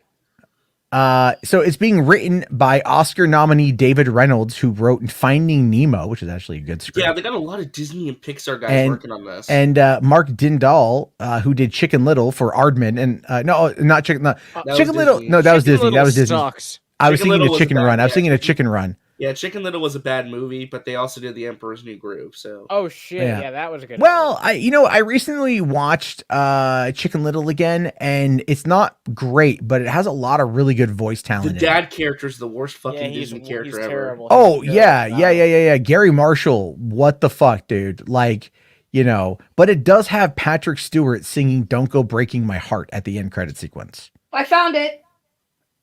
I don't know what. Guess what? Sorry. This is important. This is very important, Matt. So the reason why Garfield is blocked in China is because his orange fur matches skin color. What? This is back in 2009. They were talking about he's banned in China because they think his orange fur looks like their skin color. Because his orange fur matches is looks like skin color, and because they have a big ban on pornography. So I guess I don't know. He looks naked. I guess. Who is fapping to this cat? All right. It's Rule 34. I mean, like, you're not looking at his starfish or nothing like that. Or his barbed penis. Who in China is going to look at this picture of Garfield, this poster, this image from the movie, and say, I want to fuck that cat? China bans some stuff for the most weirdest reasons, but that one takes the fucking cake. Oh my gosh. Do they just not, I guess to them, what if they just, CGI, some pants on him or something, like clothes? I mean, I'm sure if he had clothes on, they would allow it, but because he doesn't have clothes, he's a cat, his fur resembles... Yeah, flesh, I guess. I don't know. All right. So let's see here. Garfield has, came out in 2004 and 2006. Both of those live action adaptations were done by 20th Century Fox. Yeah. Yeah. And with Bill Murray, I saw Bill Murray trending today when this news broke. And do we know what the story is on this one? It doesn't look like there's a story, just that they're going to be giving us a Garfield animated origin story, probably about how he met John and got adopted in the family with Odie. All I want out of that is one thing. Story? If I recall, and someone correct me if I'm wrong, isn't Heathcliff part of that whole universe as well? No, no, he's not. Don't let fucking Quentin Reviews hear that fucking shit. I watched his entire video on Heathcliff. I loved Heathcliff. Maybe that's why. So watch Quentin Reviews' video on Heathcliff. No, thank you. Yeah, watch Quinn Review's 4-hour video on the history of Garfield. Updates. No, I'm good. Update. Side note: everyone is saying that Winnie the Pooh was banned, but not because he doesn't wear pants, because he looks like Xi Jinping. He looks like the Chinese president. Yeah, he looks like the Chinese president. So the Chinese president banned him. So yeah, Xi Jinping. So how do you guys feel about, like, I'm excited by the notion of a Garfield animated movie. I think that could be a lot of fun, especially with the talent involved. I just don't know about Chris Pratt, and I'm confused as to why they keep getting. Well, I mean, he's got other voice work, right? He did the Lego movies. Name recognition. That's why. Yeah, that's a big one. But couldn't you also argue overexposure? To where it's like, oh, all these animated movies are going to start feeling the same. It's the same. That's the idea. The entire point. They want him to overexpose. That way, people are like, "Oh, I'll watch this person I see is in this." That's entirely to appeal to normies.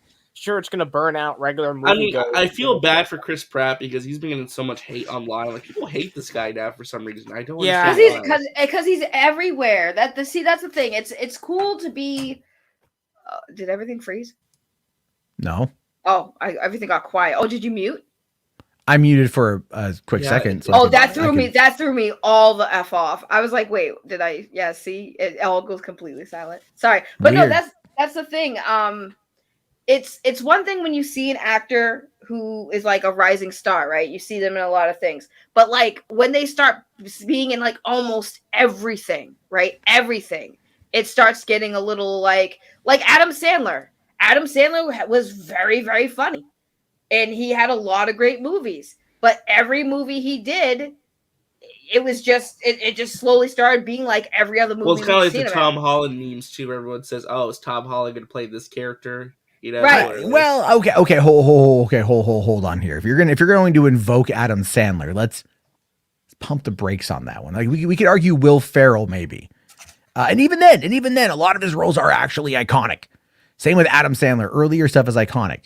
So, it's like maybe I get what you're trying to say, but bad example. What do you guys? Do you guys agree with the notion? I saw a certain Grace Randolph push that apparently it's a sign that. Yeah. I have that image here. Grace Randolph said today on Twitter, "How can Chris Pratt be Mario and Garfield? Hilarious! This was announced on a Monday. # I hate Mondays." Also, I think it's very telling that he can't get any new live action work and is only booking voice work. Well, what do you know? You should have started that first and then read it. I was like, do you guys think that there's an issue though where he's not going to be able to get more live action? Hey, guess what? Amazon greenlit Tomorrow War 2.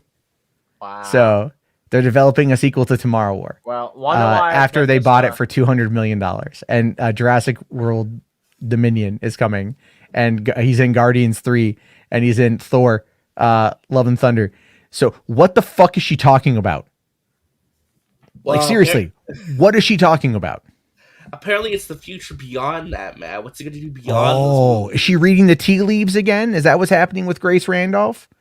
Is it just like, I mean, it's what the hell? Don't make fun of not only are they doing the Guardians movie, they're doing the Guardians Christmas special, and I'm pretty sure that he's going to continue in the MCU post Guardians 3. Yeah, I don't think Dave Bautista is, but I think Chris Pratt is. No, keep Dave Bautista around. So, well, no, that Dave Bautista feels like they abandoned his character. They abandoned the story of Drax killing Thanos. Listen, James Gunn is going to talk to Dave Bautista and be like, "Don't worry, bro, I got you. We'll do something over at DC. Maybe when James Gunn goes over there." I don't want Dave Bautista to leave because I like Drax. I like Drax too. I like Drax as well. But the whole thing is basically, he wasn't even in What If, and he was bitching because he was like, I wasn't even asked to be in What If. So hold on. Spherical Manor says, "I have a miscommunication." That's what they say. We'll have to wait and see. Spherical Manor says, "I have a feeling that Mace Randolph."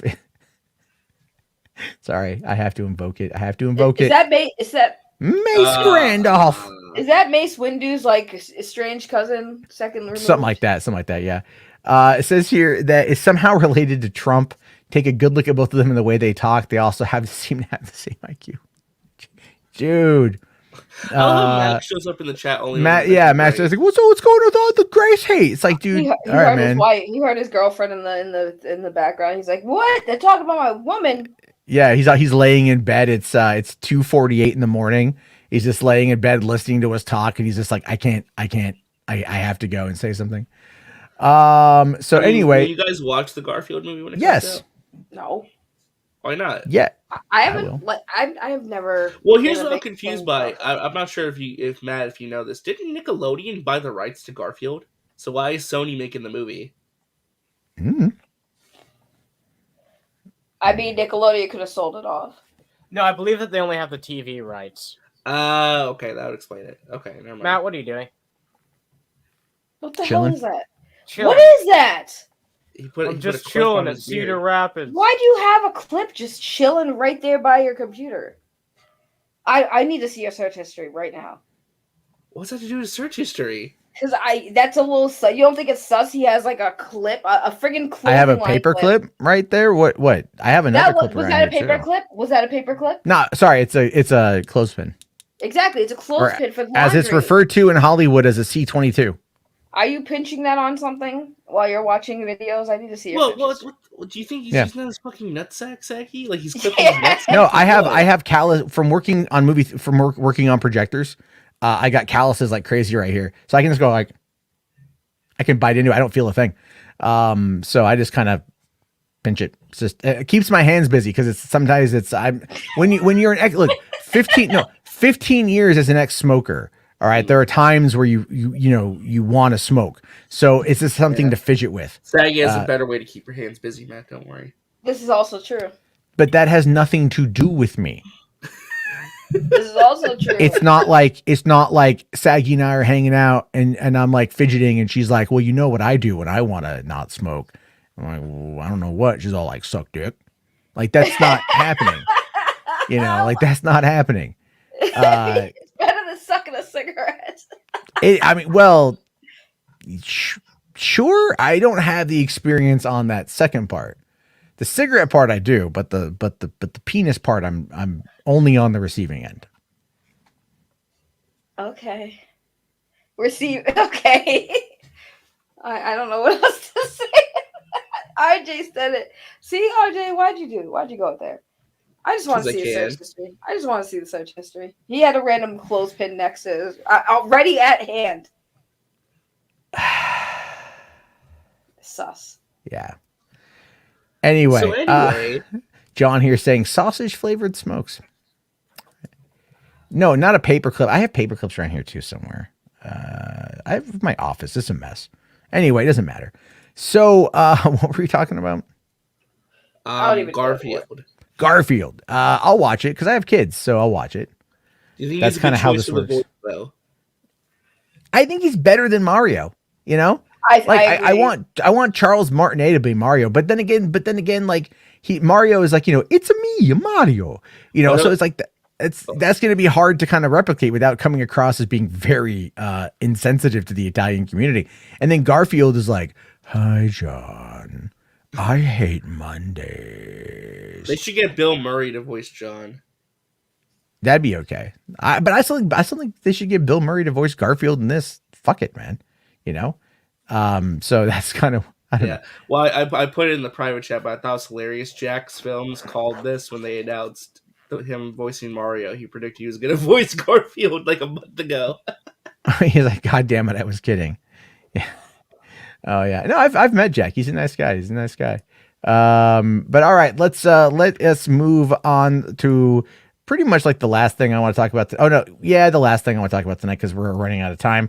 And that is what I'm most excited for. I don't know if you guys are excited for this at all, but Boondock Saints 3.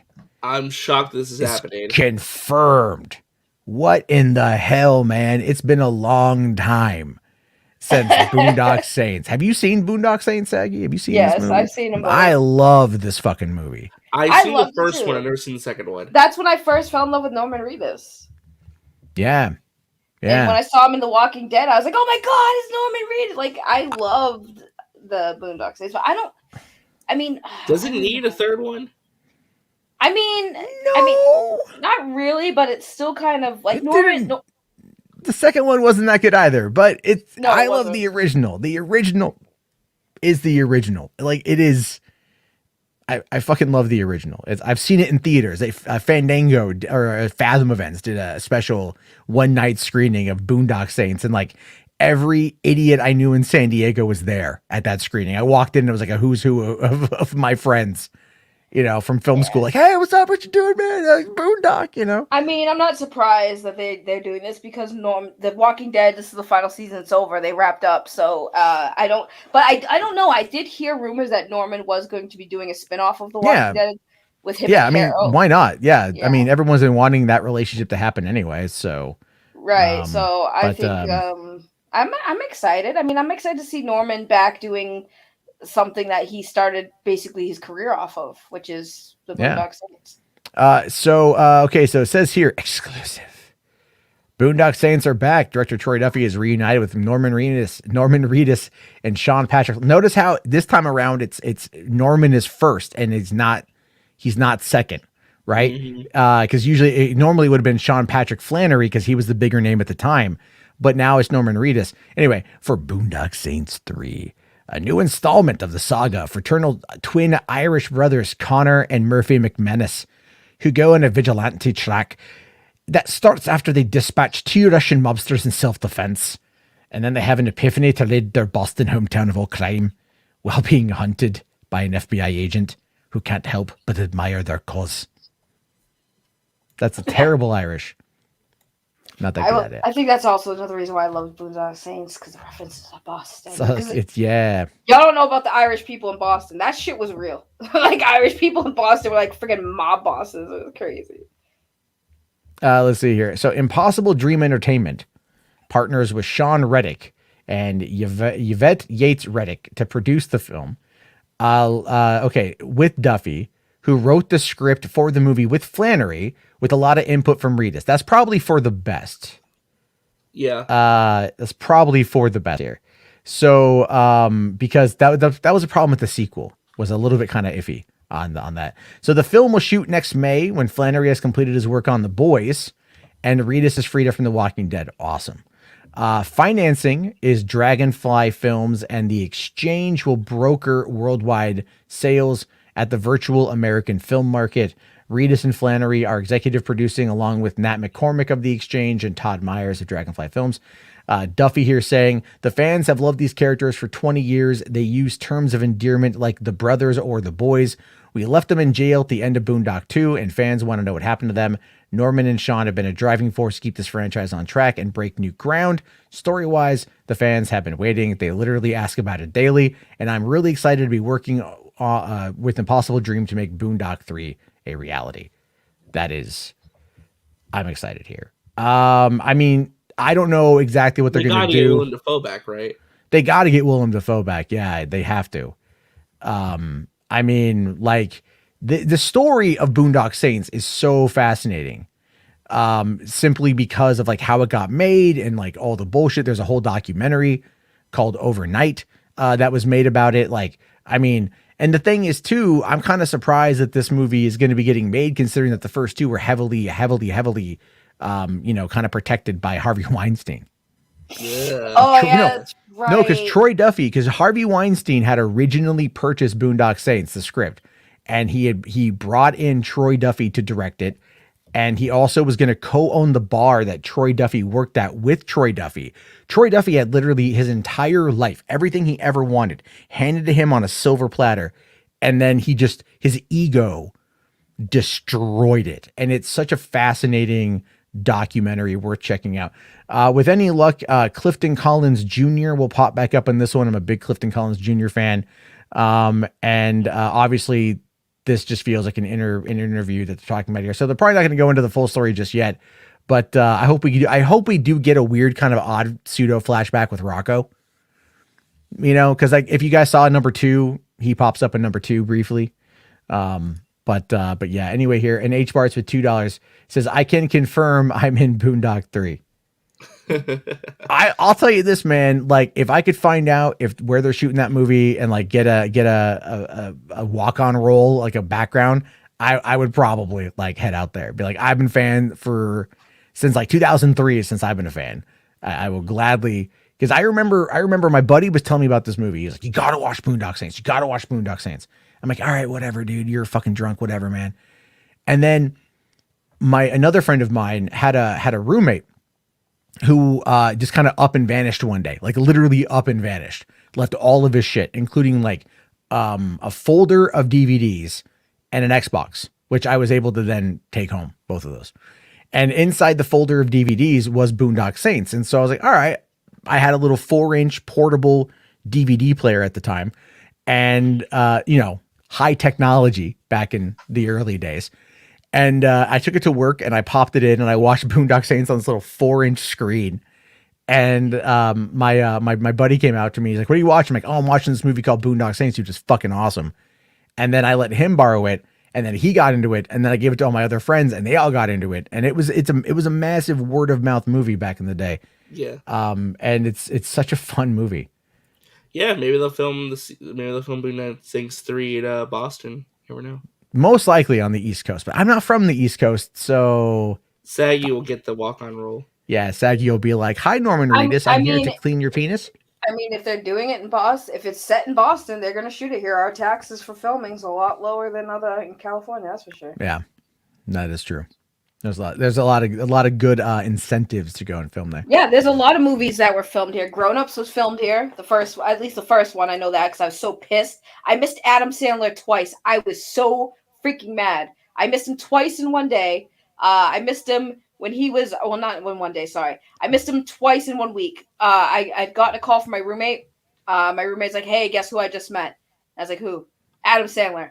"What the hell? How'd you meet Adam Sandler?" "He's here shooting a movie, and he was in Boston, and blah blah blah." And we got to meet him. He took pictures. He did my boss's voicemail and everything. It was cool. It's like, oh, that sucks. So then I go down to where I originally am from, down Cape Cod, and my cousin and my uncle were like, "Oh, dude, we were trying to reach you. They were looking for extras for this movie that they're shooting. We got to meet Adam Sandler and Salma Hayek." And I was like, "No, why? Why, God? Why hast thou forsaken me?" I get you on that one. Real quick here, I just want to touch upon at the end here. This is a thing that happened today, and this will be the final story of the night. But did you guys hear about what happened in China? They banned Garfield? No, Disneyland shut down because one woman, 30,000 people in Shanghai Disneyland were locked down for hours because Chinese government, or by the government, because one woman tested positive for COVID. Jesus. Sounds about right. How does that work, though, if there's like 30,000 people in the park? They just lock them in. I mean, they lock them in the park, or was it like... Yeah, they were locked inside the park. They were locked inside the park. Shit. It says here that one woman who visited Shanghai Disneyland on Saturday either later tested positive for COVID or came into contact with someone who had it, according to reports. As a result, more than 30,000 visitors were locked in the park on Sunday by the Chinese government and forced to test negative before they were allowed to leave. According to the Associated Press, all 33,863 people who had been at the park did indeed test negative. How long would that have taken to test almost 34,000 people? That's a lot. That's a lot, yeah. That's a lot. Plus, they're all probably like lined up like cattle. It's like, all right, get in the line. Yeah, get in line. Small world? Get in close proximity. Have fun. I mean, they probably did it in waves or whatever and told everybody else, like, just ride the rides, man. You're trapped in there, man. Look, 30,000 people, man. They're not going to spend any money. They're going to be like, get ready. They're going to be raiding everything. They're going to be taking over the park. Yeah. If this took days, let's say it took days, how the fuck would that work? Because if they're it took a few hours. They got it done in a few hours. Oh, so really? You got to, wow. Yeah. So that's basically, look, here's the thing is at least on the concept of it, everything, everyone tested negative. All 30. What would have happened if someone tested positive though? What would they have done? Squid Game. Oh shit. No, they would have failed Squid Game. This was the third game. I'm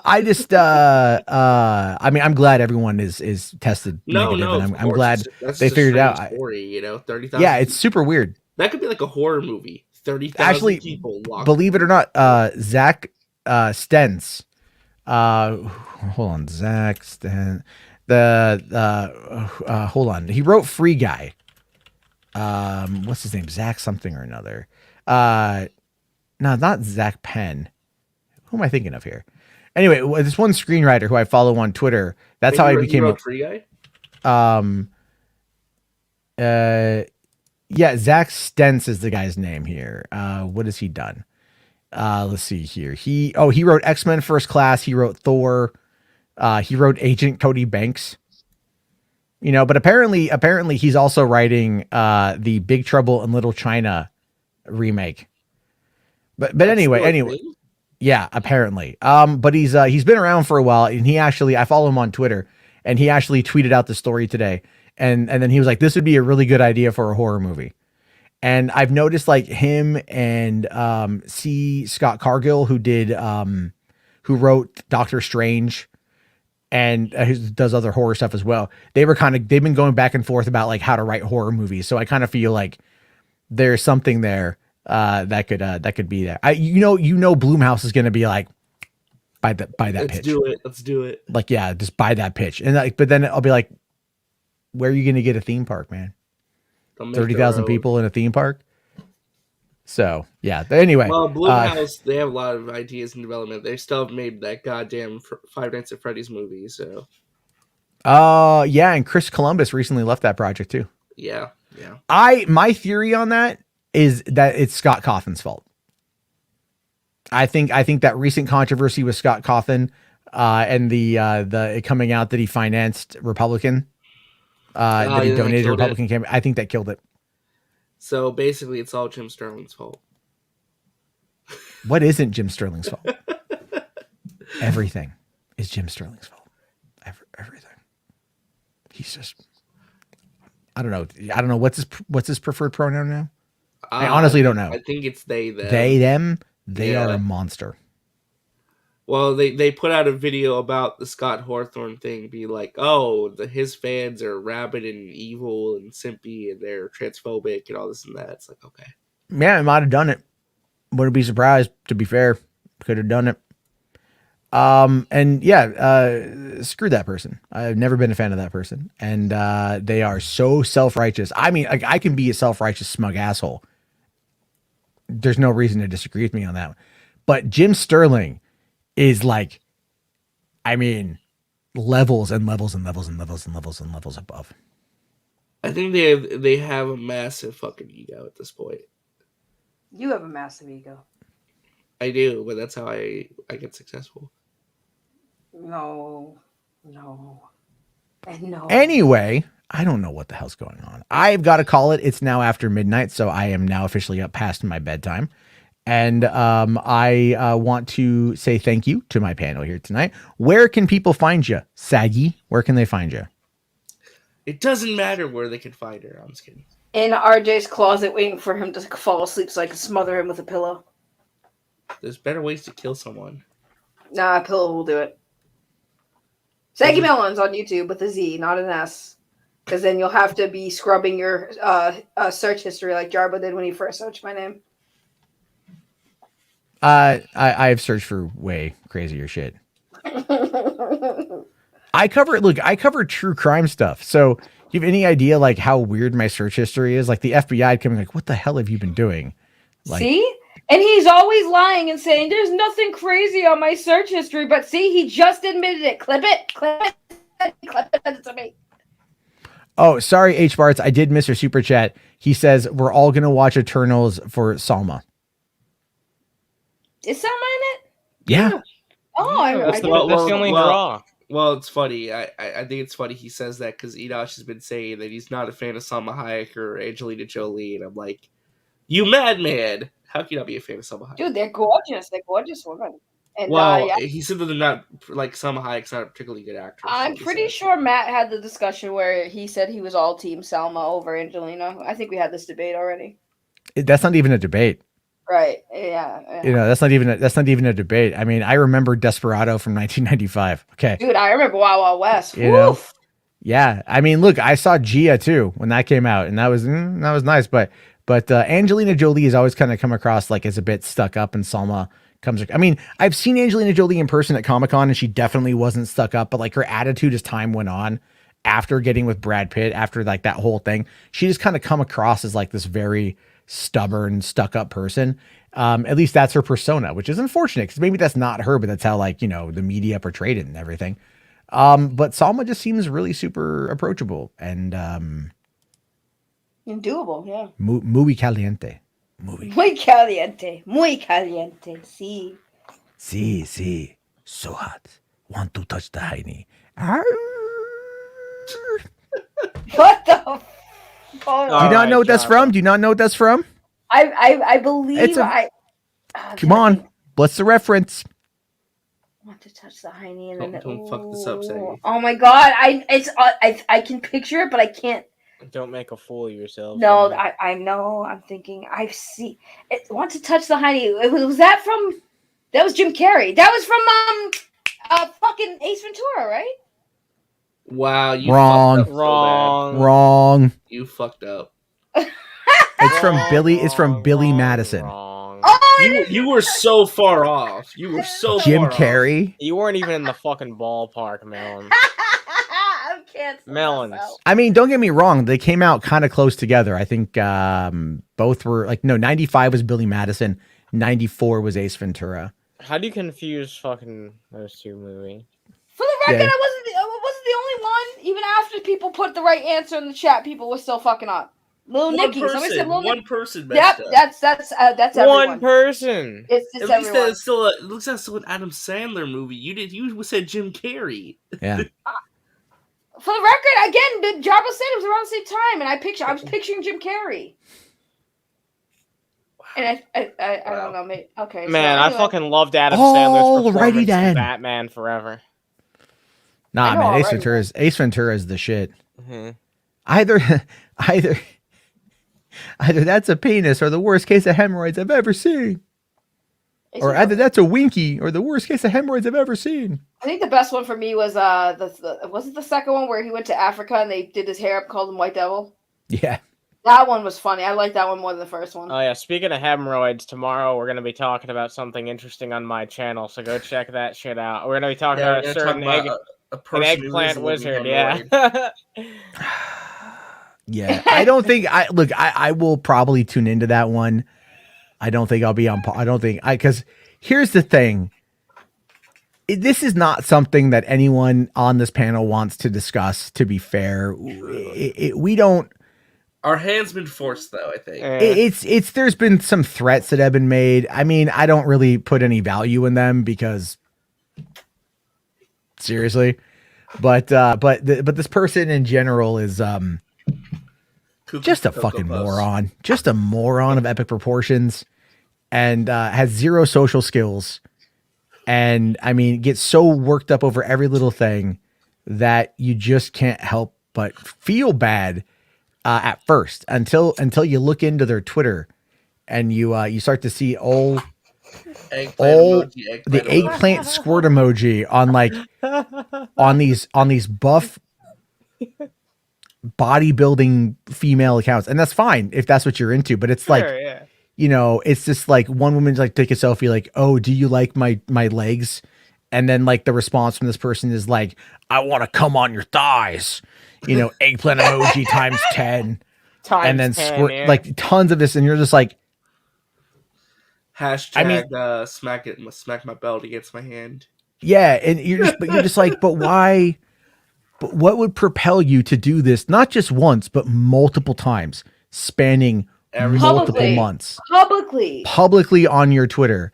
And then like, but not only that too, like I think he called Zendaya like an overrated bitch or something in a quote tweet on a discussing film post, and like got ratioed and was like fighting everyone over it too. And it's just like, or getting into fights with Power Rangers writers and actors and publicly getting lambasted on social media. Yeah. Or DMing YouTubers about stuff and complaints that somebody else said that had nothing to do with you. Point is, it's time to stop, okay? Yeah, the point is, we're going to talk about this on his channel tomorrow. Yep. So yeah, me, RJ, and Anna are going to dissect it with receipts, by the way. Yep. It is. Boundaries, dude. People don't understand boundaries. I'm just saying, come on, man. Like there are certain, like you gotta no. H Bart's here for $2. Eddie, gotta tune in tomorrow to find out. Yeah. It's gonna be a revolution.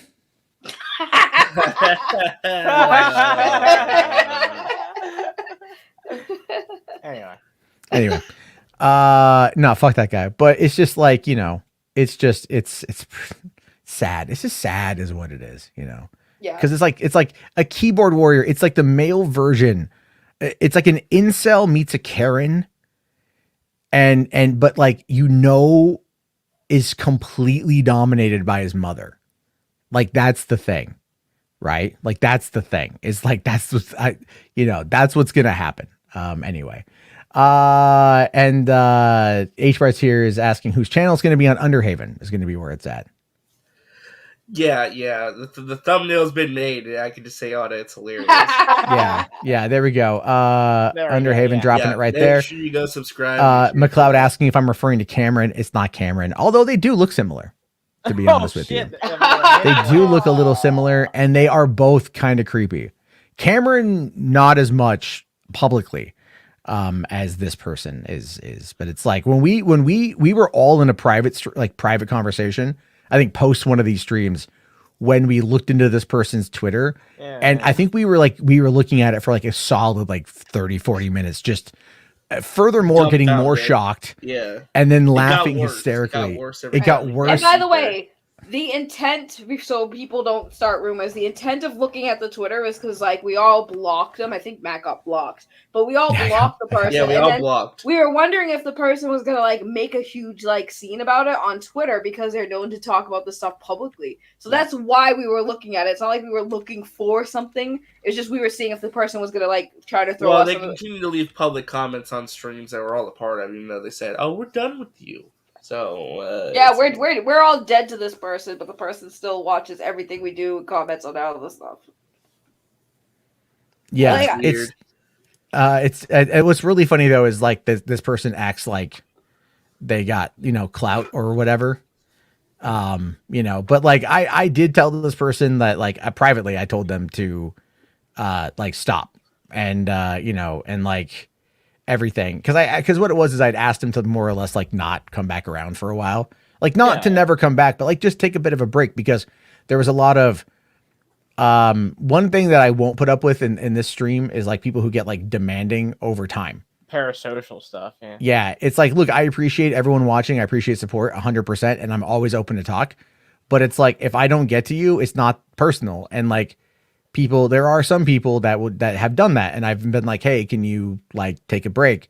And they don't like that because they feel like there's some kind of ownership there. And I'm no, that's not what I'm about.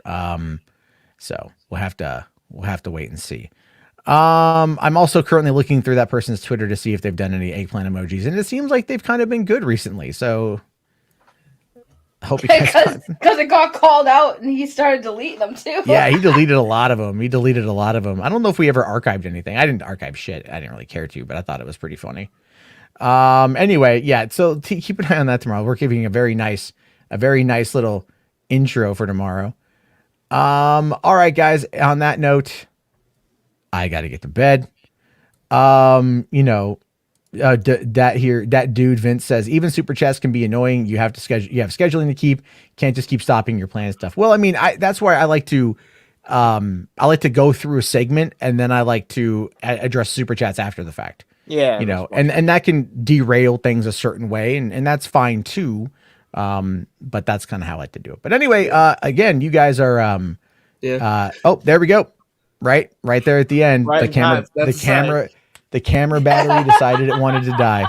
Yeah. So go sub to Saggy, go sub to Anna, go sub to me, Resident Justice on everything, YouTube, Twitter, Instagram. I'm still here. Just the camera battery died. I get about 2.5-3 hours with the full charge. And I was recording the Stranger Days beforehand, which was a long episode. So all right, everybody. Thank you very much. H Bart's here says, go head over to $4 Theater for Jab Marbo. That's right. Thank you, buddy. All right, everyone. We'll see you all tomorrow night. Have yourself a good one. Enjoy the live stream. Enjoy the Fallout. Get some popcorn. Peace out.